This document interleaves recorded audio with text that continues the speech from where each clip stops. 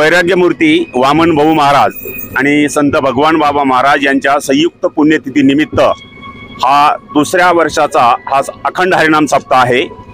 हा 5 दिवसीय हरिनाम सप्ताह असून आजचा 4था दिवस आहे आणि या ठिकाणी दिंडीचं प्रस्थान होत आहे, ग्रामप्रदक्षिणा होत आहे।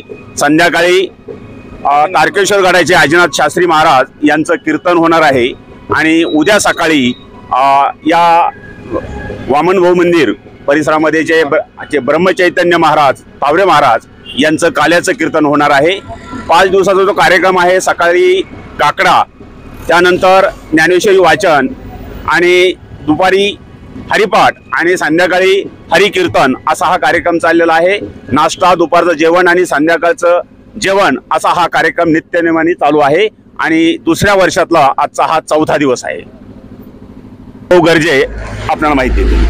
चालू असलेला अखंड हरिनाम सप्ताह या सप्ताहातील आमचं दुसरं वर्ष आहे आणि याच्यामध्ये फार आनंदाच्या उत्साहामध्ये सर्वांच्या सहकार्यानं हा सप्ताह चालू आहे आणि याच्यामध्ये आज 4थ्या दिवसाचं उद्या काल्याचं कीर्तन आहे आणि आज दिंडी प्रदक्षिणा या ठिकाणी मोठ्या उत्साहामध्ये सर्वांच्या आनंदामध्ये चालू आहे आणि असा हा भक्तिमय सोहळा या ठिकाणी आमचा सुरू आहे। रामकृष्ण हरी।